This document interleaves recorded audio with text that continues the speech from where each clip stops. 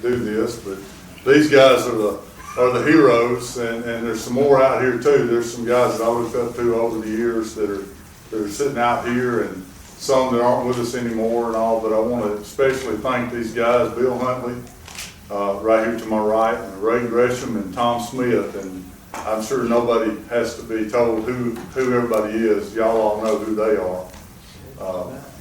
But with that, I want to kind of kick it off by saying that what I'd like to do is, first of all, let them start telling some stories about their earliest recollections of bass fishing in the Shoals area and on the Tennessee River. And I guess, Ray, would you like to start just talking about what you can remember earliest that you can remember being in the middle of the, just the earliest? Well, this all got started 67, 8, or 9 or somewhere along in there. Me and one of my buddies and James Patterson, bless his heart, I really miss him. And we'd go out there to Shoals Creek route, put up $1 on the most and $1 on the biggest. And that's what, and we enjoyed it so much, it was unreal.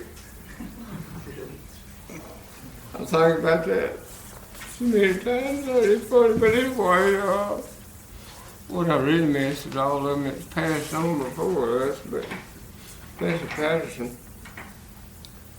But let me recollect my thoughts here. I was going to say something funny.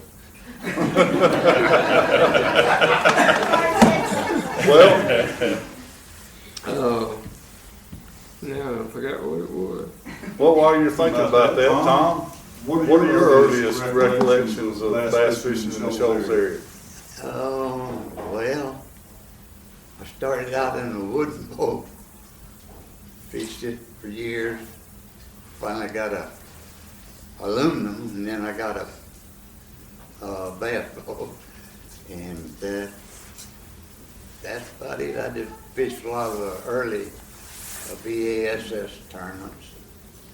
Had a lot of fun. I got a lot of stories I could tell you about Ray.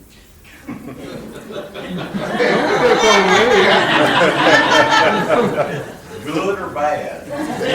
Yeah, that's what I should ask. Yeah.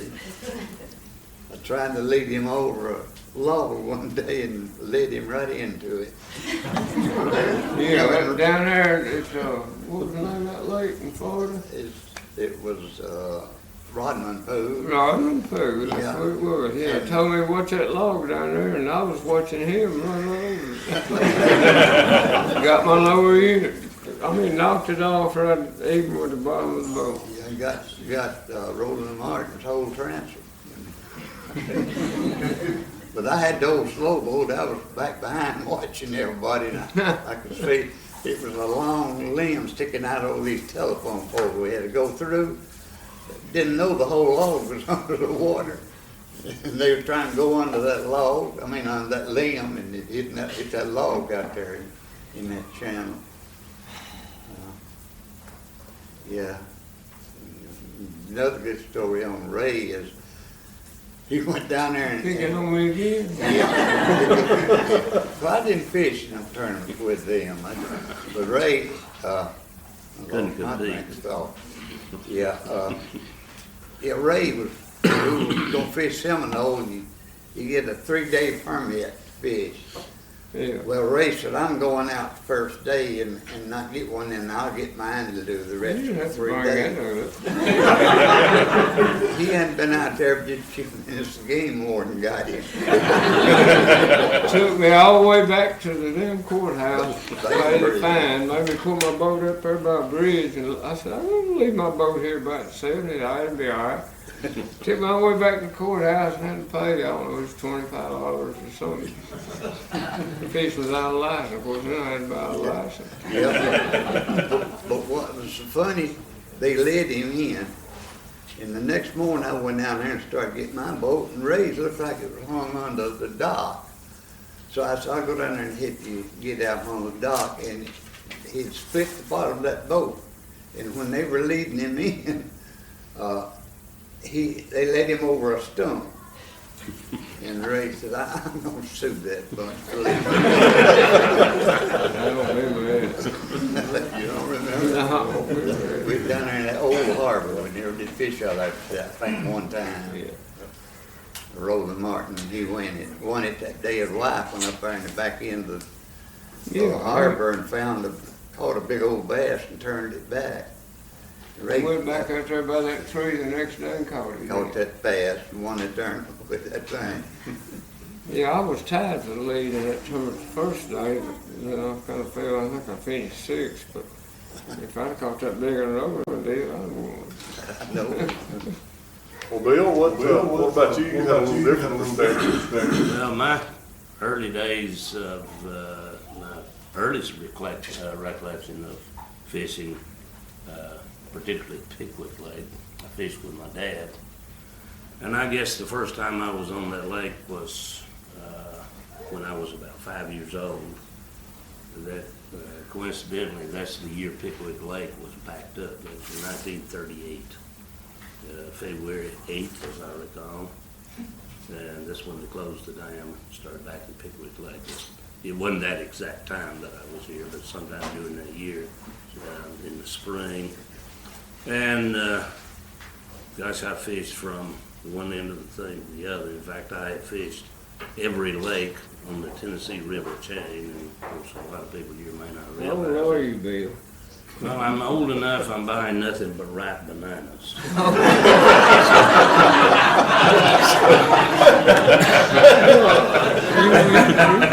You talking about 38? That's before I was born. Well, of course it was, you're a I'm born youngster. in 40. Yeah. But, you know, we've got one of the most fantastic fisheries here there is anywhere in the world, particularly on my beloved smallmouth. I guess one of the funniest things, one of the funniest fishing trips I recall, I have a good friend up in Cleveland, Tennessee, and he builds fishing rods. Some of you know him, his name is John Miles. Builds nothing but custom rods, and they're all high dollar stuff, except the ones that, the cheap ones, John builds me one occasionally. But John and I were fishing, and of course I was a night fisherman, and I guess before I started and kind of showed the way around here, I don't think there was any night fishermen on the lake. And so, and I was just catching tremendous strains of big smallmouth. And John and I had fished, and I had, of course, I was in the marine business already and could build good aeration systems. And I had a good aeration system. I knew I could keep fish alive, so, you know, night fishing, I needed some photographs to promote with, so, but you can't get good photography at night, so we're gonna keep the fish till daylight, and I can keep them alive, not a problem. And we're fishing down below Waterloo. Austin James. No, John Miles. I taught Austin down there also, but that was, I know y'all brought a bunch of strangers by my shop out there. yeah, but anyhow, John and I were fishing, and we're waiting for the sun to get up, and we're on what I call the east bank. We're almost across from the Mississippi Lodge there, that'd be Coleman Park, for those of you familiar with it. But I said, John, you know, they've got a real nice restaurant over there, and they serve a really good breakfast. So let's just run over there, tie the boat up, fish will live all right, no problem. We'll eat breakfast, and then we'll come out, take pictures of the fish, and turn them loose. Yeah, that's a great idea. So we get over there, and there is 4 or 5 game and fish trucks. There was 2 ambulances, and just a crowd of people around. I thought, my God, somebody must have got drowned or something, you know. So I walk over and I say to this guy, what's going on? What's happening? He said, well, this lake used to have a real good smallmouth fishery, but they're about all gone. And we're here today, we're stocking smallmouth in this lake. And I said, really? John said, shall I tell him? And I elbowed John. And so John hushed. He said, wow, why did you not want me? I said, John, if they knew we had 6 or 7 5+ smallmouth in the live well.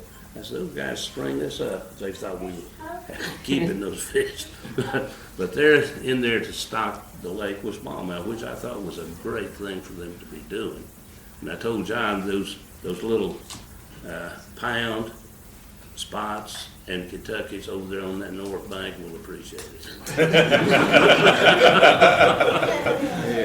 That's a funny story, but I've had some great experiences on this lake with my dad and with a lot of other people, including Ray. Well, let me tell a story. Yeah. Anyway, this is my best tale. Me and my son-in-law, my ex-son-in-law I did, we was fishing turned out Pickwick Dam, and we was gonna run all the way back to 7 Mile Island. Well, we got to Waterloo, and a damn lower unit went out on my boat. And I said, well, let's go over here, and we've been there on Memorial Day. They call that the Bluegrass Special. And I said, let's go over here, and we've been down on Memorial Day, and I hung a good fish in that area across Memorial Day. There was a little ditch go back to that.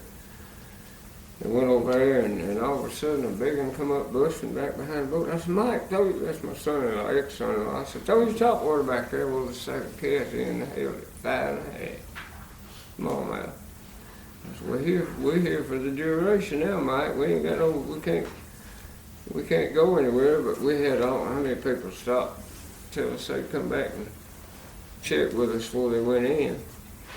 But anyway, we fished and we fished and we fished. And finally we went across the river and went up to the Trail of Tears Pond, where they call it now, and come back down. I said, let's go out on the river channel. Went out there and it didn't no good, and I said, I remember it used to be old roadbed, and it was somewhere where we headed in, it was 20 feet, and it come up to 16 and dropped back off, and we turned upstream, and about that time they cut some water on, and then them fishes went crazy. I'm sorry to be so that. Fishes went crazy, and we caught, I think we had 22.34 there in about 15 minutes, and then they just shut off. And then all them boats said they're gonna come by and check on us, and nobody's showing up. And I kept looking at water. I said, man, we're in trouble. Well, finally somebody come out of Mother Waterloo Bridge, and I said, start throwing them fish in the bag. And I got up and waved a life jacket like you're supposed to do when you're in trouble, and they headed towards us, and they made it down there with, it wasn't many minutes spare, and I wish I didn't remember them two guys' names, but I don't. But anyway, I don't know how many times, wait a minute, I missed part of this story. Oh yeah, when I come across there at 16 feet, we turned up, and that's when we caught them. Until this day, well, I quit 4 years ago, bass fishing tournaments and bass fishing and everything else. But I don't know how many times we've been back and fished that place and ain't never got another bite on it. I fished that same spot. When you didn't get a bite on it? Yeah. I'd want to say it's house luck, but I don't want to say no bad words. Tom? It's kind of weird when you go out there on a practice day and just load the boat and you leave everything alone and you go back there at the tournament day and not catch a fish. Yeah. Sit there all day. You saw him out all of the time. Yeah. Tom, tell us about the stringer. Too. This stringer, I didn't catch all those fish. Me and Roy Wilson, and there's one fish on there that we neither one of us caught. That was Weed Keenum. Roy was holding his fish to have ground for him, and we died. So we decided to put his fish on there with theirs. I got 5 smallmouth and 1 largemouth on there. Roy had that all done. He carried around the tackle shoulder with him. And when he died, I kind of inherited it. So I've had it since like 72. About 1972, so them old fish, they were mounted by, who was it said? Burning Bush. Burning Bush up at Huntsville Mountain. And there's not one on there the big largemouth is 9.2, and there's not a smallmouth on there under 6 pounds. It's not one on there under 6. It's 7.2 or 7 something. I don't know. On this, I'd have brought a nice string of smallmouth. How about fish Dragon now. I used to fish smallmouth. I've got 'em. By the bucket full. And I'd run up and down the riverbank to give them somebody. Instead of turning them back like we're supposed to do. But back then, you didn't turn fish, so you either eat him or give him away. So, I'd like to say something at this point in time before we all forget it. First of all, I'd like to thank the tourism board for holding this. Yeah. Really, and I really appreciate Jimmy Mason. And Jimmy trying hard. Jimmy works hard. And you know, Jimmy's had a pretty long career. Wasn't that great for him early on? And he heard this motivational speaker once. So, you know, that guy's got a lot going on. So, you know, so he enrolled in his week-long course in motivational speaking. So, and now he's ready, and he wants to try this out. So he's got a friend who's a young preacher, and he's got a church, got a, you know, a fairly nice congregation, 250, 300, you know, but he's wanting to grow his church. And Jimmy said, man, I can help you. How? Well, just let me come and speak. I'm a motivational speaker.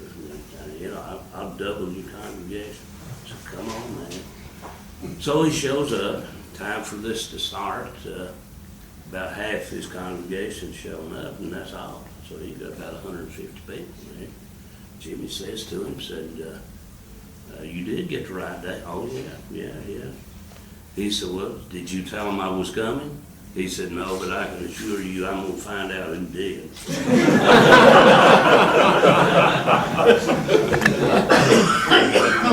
a good one. Anyhow, we do appreciate it, Jimmy. Glad y'all are here. Thank you. Well, tell us about, how your tackle business came about, Bill. And, Well, my son-in-law, Jim Smith, we're talking about this. In fact, on the way down here, he asked me, he questions me like I had been arrested from time to time. But, you know, I found an old lure once. They're called a Hauser Helldiver. And that was, Tom's old enough to know. Ray might be old enough to remember that. They didn't sell many of them. It was a big, atrocious looking spinnerbait. It had a number 7 Indiana on it. It had a brass barrel swivel. You fishermen ought to know what I'm talking about. And it, you know, you have to run it 40 miles an hour to get the blade to turn. So I liked the looks of the lure, and I knew if I could make it work right, I just really thought big fish would hit it. So, and I guess my eyes were open. I'd gone on a saltwater fishing trip for some unknown reason. It was a bottom fishing, red snapper fishing, which is, I get it's fun as long as you're cranking one in. Otherwise, it's just kind of boring. But anyhow, I wound up with a ball-bearing swivel that was being used in saltwater, and it's made by the Sampo company, and those swivels were about as expensive as a fishing lure was, some of them back at that time. But I took this ball-bearing swivel, put a spinner blade a little bit smaller on it, and molded a head that I want, a lead head that I wanted. And I kind of molded it on an old mold I had, and I mostly had to whittle it down to get it to look like I wanted it to. But I finally got it done. And I attached this thing to it, and I tied feathers on for a skirt because I didn't have access to any skirts. The only skirts you ever saw at that time was on a Hawaiian Wiggler, and most of you never seen one of those either. So, but anyhow, it was just a dynamite look. So from that, I got in touch with the Sampo company which made those swivels, and first thing you know, I'm in the fishing lure business, and my buddies are fishing with them. Everybody loved them, and I found myself spending more money on making fishing lures for my buddies. Not only the money I'm spending on them, they're fishing, I'm making lures. There's something about this picture just didn't look right.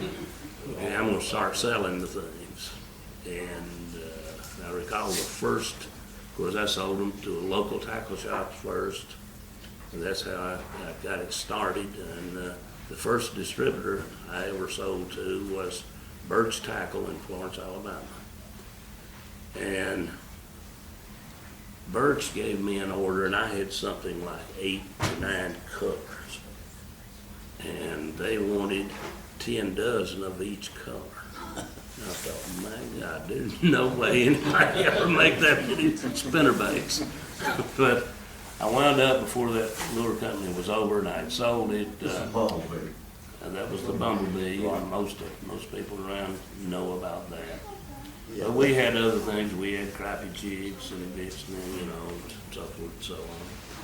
And made a fair amount of success out of it. My wife and I, and we were only working like 18 hours a day, but we were doing good because I held down a full-time job along with that, and managed to stay married and do that business too, and fish, and do a full-time job. So it's kind of a chore, but got into the marine business out of that because the boats we could get back at that time had absolutely nothing on them.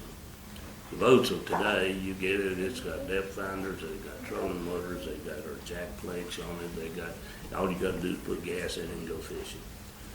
And in that day, when you bought a boat from a boat builder, it didn't have a steering wheel. It had no seats. They had no lights. The only thing they came with was a garter drain, which is the plug in the back. And that's the accessories there was, and I just thought, you know, there's a lot of things could be put on a boat. Right now, our company produces about 4,000 different parts that we ship almost on a daily basis. And we sell to everybody in the United States and Canada, and some foreign business, and I don't know where they go, and I don't care, because I sell to the distributor. He takes them out of the country, and he collects one out of the country. So, but it's turned into a nice business. We've got our overall operation, we've got about somewhere around 150, 200 employees. And now I'm getting into bragging too much, I guess, but it's still a family business, and we've been pretty happy. We're very well pleased. And it's been an overnight success. Our 40th anniversary is coming next year. Well, let me say something about that, is that the boats that you buy nowadays, if you look at all the bass boats that you buy now, I would go as far as say there's not one out there that doesn't have something that TH Marine makes for them. My boat, I think the last time I checked, I've got 6 or 7 different devices on my boat that are made by TH Marine. You run a Ranger boat? Yes, sir. There's probably 20 of them. Oh, I know there's some that I don't know that they're yours. They don't have your name on them. Right. But they do provide a lot of materials for the modern bass boats, or the current bass boats. I guess one of the things I'm proudest of, and I had a discussion with Ray Scott today, and he and some of the real celebrities in our industry were up at Decatur today. He and a good friend of mine, Bill Dance, and we've talked most of the day about Pickwick Lake. Bill and I both grew up fishing Pickwick Lake. He with his granddad, and me with my dad. And we used to camp on State Line Island. We'd go to Waterloo, and we had a 10-horse engine, and getting down the down the State Line Island, that was about our range. Because we were running a boat that my dad built out of big poplar boards, pretty heavy, and that 10-horse didn't take it too quick. But anyhow, today's been a great day for me for those visits. But the thing I'm most proud of, when Ray Scott started his catch and release program, I knew there had to be a way to keep fish alive, or it's going to be a problem. So most of the modern day boats, or just about all of them, have an aeration system in them that I designed, and that we sell those parts to those boat builders now. And Triton, I designed a live well for them that went into Stratus, which Earl Bentz, as most of you know, is a good friend of mine. He trusted me, just told me, look, you know more about aeration than anybody I know. Build an aeration system in that boat. I want a live well, keep them alive. And they've never changed it through Stratus and through Triton. Most of the parts on Ranger, and we've had some copiers out there. You know, you always got that. But that is a form of flattery. It don't make you too happy sometimes. But anyhow, that's the thing I'm proud is we have provided live wells that keep our fish alive, and most of the tournament fish caught now are released back into the lake alive, and I'm proud of that. And I think I can make the case. A lot of people are really down tournament fishing. I think I can make the case pretty well that tournament fishing actually helps save the lives of many fish, because if the guys that don't tournament fish usually don't turn them loose, they take them home and eat them, which I'm not opposed to guys taking fish home to eat. You know, they don't do it like they used to, you know, catch big numbers of fish, and particularly take big fish. I really hate to see a big smallmouth die. You almost gonna have a funeral for them. I'll tell you an old fish tale, say. Yeah, go ahead. Yeah, I was going,